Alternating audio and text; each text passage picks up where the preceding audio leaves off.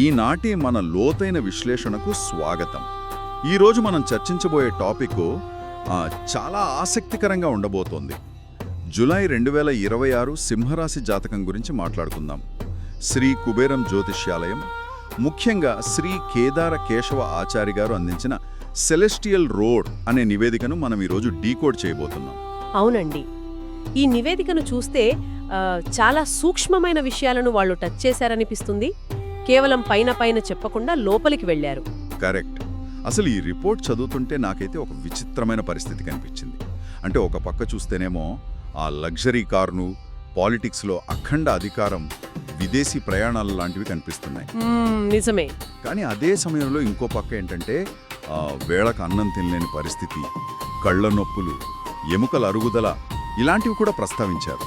అంటే ఒకే వ్యక్తికి దేవుడు 2 చేతులతో వరాలిస్తూనే ఆ కాళ్లకు సంఖ్యలు వేస్తున్నట్లు అనిపించింది నాకు. కరెక్ట్గా చెప్పారు. ఇదే ఆ నివేదికలోని అసలైన జ్యోతిష్య రహస్యం. వాళ్ళు చాలా స్పష్టంగా ఈ వైరుధ్యాలను బ్యాలెన్స్ చేశారు. అవును. అయితే ఈ ఎనాలిసిస్లోకి వెళ్లే ముందు నాకొక బేసిక్ లాజిక్ అర్థం కాలేదు. ముందుగా ఈ రిపోర్ట్లో ఒక పెద్ద స్టేట్మెంట్ ఇచ్చారు కదా, సింహరాశి అధిపతి అయిన సూర్యుడు లాభస్థానం నుండి వ్యయస్థానంలోకి ప్రవేశిస్తున్నాడు అని రాశారు. అవునండి. మరి నా డౌట్ ఏంటంటే, ఆ వ్యయస్థానం అంటే బేసిక్గా ఖర్చులు, నష్టాలు కదా. మరి అక్కడికి సూర్యుడు వెళ్తే వీరికి అఖండ అధికార యోగం ఎలా వస్తోందని నివేదిక చెబుతోంది? అసలు ఈ కాన్సెప్ట్ ఏంటి? మీరు అడిగిన ఈ ప్రశ్నలోనే జ్యోతిష్య శాస్త్రం యొక్క లాజిక్ అంతా దాగి ఉంది. చూడండి, సాధారణంగా మనకి వ్యయం అనగానే డబ్బు పోవడం లేదా ఏదైనా నష్టం రావడం అనే ఆలోచన వస్తుంది కదా. అవును, సహజంగా ఎవరైనా అదే అనుకుంటారు. కానీ ఇక్కడ పాయింట్ ఏంటంటే, సూర్యుడి లాంటి ఉగ్రమైన గ్రహం, అది కూడా సింహరాశికి సొంత అధిపతి అయిన గ్రహం కదా, ఆ గ్రహం 12వ ఇంట అంటే వ్యయస్థానంలోకి వెళ్ళినప్పుడు ఆ ఖర్చు కేవలం డబ్బుకు మాత్రమే పరిమితం కాదు. ఓహో, అంటే ఇంకేదైనా ఖర్చు పెడతారా? ఎగ్జాక్ట్లీ, ఇది శక్తి వ్యయం అన్నమాట. అంటే ఎనర్జీ ఎక్స్పెండిచర్ అంటారు కదా, అలా. తమ శత్రువులను అణచివేయడానికి లేదా కొత్త సామ్రాజ్యాలను నిర్మించడానికి సింహరాశి వారు తమ శక్తిని విపరీతంగా ఖర్చు చేసే సమయం ఇది. అర్థమైంది. అంటే ఆ వ్యయం అనేది వాళ్ళ డెవలప్మెంట్ కోసమే చేస్తారన్నమాట. అవును, పాత అప్పులు తీర్చేయడం లేదా వదిలించుకోవాల్సిన పాత విషయాలను పూర్తిగా వదిలించుకోవడం లాంటివన్నీ ఈ వ్యయస్థానం వల్లే జరుగుతాయి. అందుకే ఈ మొత్తం ప్రాసెస్లో వాళ్ళకి అఖండమైన అధికార యోగం ప్రాప్తిస్తుందని మూలాధారం స్పష్టంగా చెప్తోంది. ఆహా, ఇప్పుడు లాజిక్ కనెక్ట్ అయింది. అంటే నష్టపోవడం కాదు, ఇదొక మ్యాసివ్ ఇన్వెస్ట్మెంట్ ఫేజ్ అన్నమాట. వాళ్ళు తమ శ్రమను, సమయాన్ని, శక్తిని ఇలా ఖర్చు పెట్టి ఒక రకంగా అధికారాన్ని కొనుక్కుంటున్నారు అని చెప్పొచ్చు కదా. కరెక్ట్, సరిగ్గా చెప్పారు. అయితే ఈ శక్తిని ఖర్చు పెట్టే విధానం మాత్రం అందరికీ ఒకేలా ఉండదు. వాళ్ళ నక్షత్రాలను బట్టి అది మారిపోతూ ఉంటుంది. ఎలాగంటే, ఉదాహరణకు మఖ నక్షత్రం తీసుకోండి. సూర్యుడి ఈ ఉగ్రమైన ఎనర్జీ మఖ నక్షత్రంలోని 4 పాదాల గుండా ప్రయాణిస్తున్నప్పుడు ఒక స్పష్టమైన పరిణామ క్రమం, అంటే ఒక ప్రోగ్రెషన్ మనకు కనిపిస్తుంది. ఆ ప్రోగ్రెషన్ ఏంటో కాస్త విడమర్చి చెబుతారా? తప్పకుండా. 1వ పాదంలో ఇది అంతర్గతంగా మొదలవుతుంది. అంటే ఆధ్యాత్మికంగా సేవా కార్యక్రమాలు చేయడం లేదా కొత్త వ్యాపార ప్రణాళికలు గీయడం లాంటివి చేస్తారు. ఇది బేస్ అన్నమాట. అంటే ముందొక థాట్ ప్రాసెస్ లేదా మైండ్ సెట్తో స్టార్ట్ అవుతుంది. అవును. ఇక 2వ పాదానికొచ్చేసరికి ఈ ఆలోచనలు భౌతిక రూపం తీసుకుంటాయి. అంటే రియల్ ఎస్టేట్లో ఉన్న వారికి లాభాలు రావడం లేదా ప్రభుత్వ రంగంలో ఉన్న వారికి ప్రమోషన్స్ రావడం లాంటివి జరుగుతాయి. Okay, that's great. మరి 3వ పాదం? 3వ పాదంలో ఇది మరింత సామాజికంగా మారుతుంది. ఏంటంటే భాగస్వామ్యాలు బాగా కలిసి రావడం, సహోద్యోగుల మద్దతు లభించడం లాంటివి చూస్తాం. ఫైనల్గా 4వ పాదం నాటికి అది పూర్తిగా భౌతిక విజయాలుగా మారుతుంది. భౌతిక విజయాలు అంటే విదేశీ ప్రయాణాలు చేయడం, అధికారుల ప్రశంసలు అందుకోవడం, అలాగే పిల్లల భవిష్యత్తు కోసం భారీగా పొదుపు చేయడం లాంటివి అన్నమాట. ఇది వినడానికి చాలా ఫ్యాసినేటింగ్గా ఉంది. అంటే మైండ్లో ఒక చిన్న ఐడియా పుట్టడం దగ్గర నుంచి అది ఫారెన్ ట్రిప్స్ వరకు వీళ్ళే ఒక కంప్లీట్ సక్సెస్ స్టోరీలా కనిపిస్తోంది. అవును, ఒక పర్ఫెక్ట్ జర్నీలా ఉంటుంది. కానీ ఇక్కడే నేను రిపోర్ట్లో ఒక హెచ్చరిక కూడా గమనించాను. ఈ మఖ నక్షత్రం వారికి ఎముకల నొప్పులు వస్తాయని, కాల్షియం అవసరం బాగా పడుతుందని, అలాగే కంటి లేదా తలనొప్పి సమస్యలు వస్తాయని కూడా చెప్పారు కదా. అవునండి, అది కూడా చాలా ఇంపార్టెంట్ పాయింట్. సాధారణంగా ఎవరైనా స్ట్రెస్ ఫీల్ అయితే బీపీ వస్తుందనో లేదా షుగర్ వస్తుందనో అంటారు. కానీ ఇక్కడ స్పెసిఫిక్గా ఎముకలు అలాగే కళ్ళు దెబ్బతినడానికి ఈ సూర్యగ్రహ సంచారానికి లింక్ ఏంటి? దీనికి ఒక పక్కా బయలాజికల్ అండ్ ఆస్ట్రోలాజికల్ కనెక్షన్ ఉంది. జ్యోతిష్య శాస్త్రంలో సూర్యులో మన శరీరంలోని ఎముకలకు, దాన్ని అస్థిధాతువు అంటారు, దానికి కారకుడు. అలాగే కంటి చూపుకు కూడా సూర్యుడే కారకుడు. ఓహో, అంటే డైరెక్ట్గా సూర్యుడికి సంబంధించిన అవయవాలన్నమాట. కరెక్ట్. మనం ఇందాక మాట్లాడుకున్నట్లు సూర్యుడు వ్యయస్థానంలో ఉండి విపరీతమైన అధికారాన్ని ఇస్తున్నప్పుడు ఆ వేగాన్ని మన శరీరం తట్టుకోవాలి కదా. రాత్రింబవళ్ళు స్క్రీన్ల ముందు కూర్చొని ప్లాన్స్ వేయడం వల్ల కళ్లపై డైరెక్ట్గా స్ట్రెస్ పడుతోంది. అర్థమవుతోంది. మరి కాల్షియం విషయం? విపరీతమైన పని ఒత్తిడి వల్ల శరీరంలోని బేసిక్ స్ట్రక్చర్ అయిన ఎముకలు ఆ ఎనర్జీని భరించలేక వీక్ అవుతాయి. అందుకే మఖ నక్షత్రం వారు తమ కెరీర్లో ఎంత వేగంగా ఎదుగుతున్నారో తమ దేహంలోని ఈ బేసిక్ సిస్టమ్స్ పట్ల అంతే జాగ్రత్త వహించాలి. అంటే మీరు చెప్పేది వింటుంటే నాకు ఒక పోలిక గుర్తొస్తోంది. ఒక కంపెనీలో ఒక ఉద్యోగికి సడన్గా ఒక పెద్ద ప్రమోషన్ వచ్చి విపరీతమైన పవర్ వస్తుంది. కానీ అదే సమయంలో జిమ్లో చిన్న ఎముకల గాయమైనట్లుంది ఈ పరిస్థితి. Perfect analogy. పవర్ని జనరేట్ చేస్తున్నప్పుడు ఆ జనరేటర్ కెపాసిటీకి మించి హీట్ అవ్వడం వల్ల వచ్చే ప్రాబ్లమ్స్ ఇవి. సరే, ఇప్పుడు ఈ మఖ నక్షత్రం వాళ్ల వర్కాలిక్ నేచర్ నుండి పుబ్బ నక్షత్రంలోకి అడుగు పెడితే టోటల్ పిక్చర్ మారిపోయింది. ఇక్కడ ఇదొక విచిత్రమైన ట్రాన్సిషన్ అని చెప్పాలి. అవును, పుబ్బ నక్షత్రం ఫలితాలు పూర్తిగా డిఫరెంట్గా ఉంటాయి. అదే ఆశ్చర్యం. పుబ్బ నక్షత్రం అనగానే ఆకర్షణ పెరగడం, లగ్జరీ కార్లు, ఫ్యాన్సీ వస్తువుల వ్యాపారంలో లాభాలు, ఐటీ రంగంలో కొత్త ఉద్యోగాలు, పార్టీలు, అంతా ఒక గ్లామర్ అండ్ లగ్జరీ ప్రపంచం కనిపిస్తోంది. కరెక్ట్. కానీ ఆ వెంటనే మళ్ళీ ఉత్తర నక్షత్రం 1వ పాదం చూస్తే అది పూర్తిగా పాలిటిక్స్ అయిపోయింది. అధికార యోగం రావడం, రాజకీయ కాంట్రాక్టులు, పిత్రార్జిత ఆస్తి లాభం, తండ్రిగారి ఆరోగ్యం పట్ల శ్రద్ధ. అసలు వీరంతా ఒకే సింహరాశిలో పుట్టినవారే కదా. అవునండి, సింహరాశి వారే అంతా. ఒకే రాశిలో ఉండి కూడా ఆ పుబ్బ నక్షత్రం వారు పార్టీలు, పబ్జు, కార్లు అంటూ ఉంటే ఉత్తర నక్షత్రం వారు అత్యంత సీరియస్గా గవర్నమెంట్ కాంట్రాక్టులు చూసుకుంటున్నారు. ఒకే రాశిలో ఇంతటి విరుద్ధమైన ఫలితాలు ఎలా సాధ్యమంటారు? ఇది చాలా మంచి అబ్జర్వేషన్. ఒకే కాంతి కిరణం వేరువేరు రంగుల అద్దాల గుండా ప్రయాణించినప్పుడు వేరువేరు రంగులుగా ఎలా మారుతుందో ఇది కూడా అంతేనండి. అంటే నక్షత్రాలు ఫిల్టర్స్లా పనిచేస్తాయంటారా? ఎగ్జాక్ట్లీ. సూర్యుడు సింహరాశికి అధిపతి కాబట్టి ఆయన ఇచ్చే పవర్ అంతా ఒకటే, కానీ నక్షత్రాలు మైక్రో ఫిల్టర్లలా పనిచేస్తాయి. ఇప్పుడు పుబ్బ నక్షత్రానికి అధిపతి శుక్రుడు, అంటే వీనస్. శుక్రుడు అనగానే గ్లామర్ గుర్తొస్తుంది. కరెక్ట్. శుక్రుడు అంటేనే అందం, ఆకర్షణ, విలాసం, లగ్జరీ కదా. కాబట్టి సూర్యుని నుండి వచ్చే ఆ రాజసాన్ని, అధికారాన్ని ఈ పుబ్బ నక్షత్రం ఫిల్టర్ చేసి గ్లామర్గా, డబ్బుగా, లగ్జరీ కార్లుగా బయటకు పంపుతుంది. అందుకే అక్కడ ఐటీ ప్యాకేజీలు, ఈవెంట్ మేనేజ్మెంట్ లాభాలు కనిపిస్తాయి. వావ్, లాజిక్ చాలా క్లియర్గా ఉంది. మరి ఉత్తర నక్షత్రం విషయానికొస్తే? ఉత్తర నక్షత్రం విషయానికొస్తే ఆ నక్షత్రానికి అధిపతి స్వయంగా సూర్యుడే. ఇంట్రెస్టింగ్. అంటే రాశికి అధిపతి సూర్యుడే, ఆ నక్షత్రానికి అధిపతి కూడా సూర్యుడే అన్నమాట. Double impact. అవును, అందుకే అక్కడ విలాసాలకు అసలు స్థానమే లేదు. సూర్యునిలోని స్వచ్ఛమైన ఆధిపత్యం, బాధ్యత, శాసించే తత్వం మాత్రమే ఉత్తర నక్షత్రం తీసుకుంటుంది. అందుకే లగ్జరీల బదులుగా ఇక్కడ రాజకీయాలు, ప్రభుత్వ కాంట్రాక్ట్లు లాంటి అత్యంత సీరియస్ విషయాలు తెరపైకి వస్తాయి. ఇది వింటుంటే నాకొక థాట్ వస్తుంది.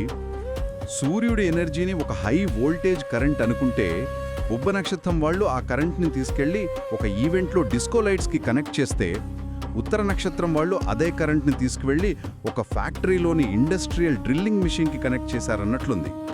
చాలా బాగుంది పోలిక. సోర్స్ ఒకటైనా అవుట్పుట్ టోటల్గా మారిపోయింది. అంతే కదా. అయితే ఈ మైక్రో ఫిల్టర్ల వల్ల వస్తున్న విపరీతమైన ఆకర్షణ, లగ్జరీల ప్రభావం కేవలం ఆఫీస్కే పరిమితం కాలేదు అనిపిస్తుంది. ఇంతటి ఉగ్రమైన సూర్యశక్తిని అసలు ఈ శరీరం ఎలా తట్టుకుంటుంది? ఇక్కడే సింహరాశి వారి బయోలాజికల్ సిస్టమ్ క్రాష్ అయ్యే సూచనలు కూడా కనిపిస్తున్నాయి ఈ రిపోర్ట్లో. అవునండి, కెరియర్తో పాటు ఆరోగ్యం గురించి కూడా స్పష్టమైన హెచ్చరికలు ఉన్నాయి. ఏంటంటే వాళ్ళకి ఒక పక్క ఫ్యామిలీలో అద్భుతమైన డెవలప్మెంట్స్ ఉన్నాయి. పిల్లలు చదువుల్లో టాప్లా ఉంటారు, విదేశీ చదువులు సక్సెస్ అవుతాయి, నిశ్చితార్థాలు జరుగుతాయి, పిల్లల ఆరోగ్యం కూడా అద్భుతంగా ఉంటుందని రాశారు. అవును, పిల్లల వైపు అంతా పాజిటివ్గా ఉంటుంది. కానీ ఈ సింహరాశి వారి ఆరోగ్యం దగ్గరకు వచ్చేసరికి మాత్రం గ్యాస్ట్రిక్ సమస్యలు, వేళకు భోజనం చేయకపోవడం గురించి మూలాధారం పదే పదే హెచ్చరించింది. ఇందాక మనం అనుకున్న బేసిక్ మెయింటెనెన్స్ మిస్ అవుతున్నట్లున్నారు కదా. ఖచ్చితంగా ఇదొక క్లాసిక్ లైఫ్ స్టైల్ రిస్క్ అండి. మీరు గమనిస్తే సింహరాశి అనేది అగ్నితత్వ రాశి, అంటే ఫైర్ సైన్. ఈ ఫైర్ ఎలిమెంట్ ఉన్నవాళ్లు ఏదన్నా సాధించాలి అనుకున్నప్పుడు చాలా అగ్రెసివ్గా ఉంటారు. ఆ ఫైర్ వాళ్ళని పరిగెత్తిస్తుందన్నమాట. అవును, ఈ జూలైలో ఆ అగ్రెషన్ పీక్స్లో ఉంటుంది. పోటీదారులను దాటి ముందుకు వెళ్లాలనే తపనలో వారికి టైం సెన్స్ అస్సలుండదు. ఇప్పుడు ఆలోచించండి, అగ్నితత్వం ఉన్న శరీరానికి సరైన సమయానికి ఇంధనం అంటే ఆహారం ఇవ్వకపోతే ఏమవుతుంది? ఆ అగ్ని లోపలే రగిలిపోతుంది. ఎగ్జాక్ట్లీ. ఆ అగ్ని లోపలే ఎసిడిటీ లేదా గ్యాస్ట్రిక్ సమస్యగా మారుతుంది. ఇది బయట నుండి వచ్చిన ఇన్ఫెక్షన్ కాదండి, తమ పరుగు పందెంలో తమ శరీరాన్ని తామే నిర్లక్ష్యం చేయడం వల్ల వస్తున్న డ్యామేజ్. విపరీతమైన ప్రెషర్లో డైజెషన్ సిస్టమ్ స్లో అయిపోతుంది. అంటే ఒక రకంగా కెరియర్ మరియు కుటుంబం అనే బండికి కొత్త ఇంజిన్ అమర్చినట్లుంది. కానీ ఆ బండి నడిపే డ్రైవర్కి మాత్రం సరైన నిద్ర, సమయానికి భోజనం లేవు అని చెప్పాలి. సరిగ్గా చెప్పారు. అందుకే హెల్త్ విషయంలో అంత కేర్ తీసుకోమని చెబుతున్నారు. అయితే ఇది వింటున్న వారికి ఒక డౌట్ రావచ్చు, మాకింత పవర్ ఇస్తూ మళ్ళీ మేమేమో రిలాక్స్ అవ్వాలి, టైంకి తినాలి అంటే ఇదంతా ఎలా బ్యాలెన్స్ అవుతుంది అని. దాన్ని బ్యాలెన్స్ చేయడానికే ఈ నివేదికలో ఒక అద్భుతమైన ప్లేబుక్ ఇచ్చారండి. అవునవును, అందులో చేయవలసినవి, చేయకూడనివి చాలా క్లియర్గా మెన్షన్ చేశారు. అయితే ఆ చేయకూడని పనులలో నన్ను బాగా కన్ఫ్యూజ్ చేసిన పాయింట్ ఒకటి ఉంది. అదేంటంటే ఆదివారం ఎవ్వరికీ అప్పు ఇవ్వకూడదు అని చెప్పారు. అవును, అది చాలా ఇంపార్టెంట్ రూల్. నా కన్ఫ్యూజన్ ఏంటంటే, నాకు తెలిసినంత వరకు సూర్యుడు సింహరాశికి అధిపతి. ఆదివారం ఆ సూర్యుడి రోజు, అంటే అది వాళ్ల సొంత రోజు కదా, వాళ్ళకి అత్యంత పవర్ఫుల్ రోజు అయి ఉండాలి. అవును.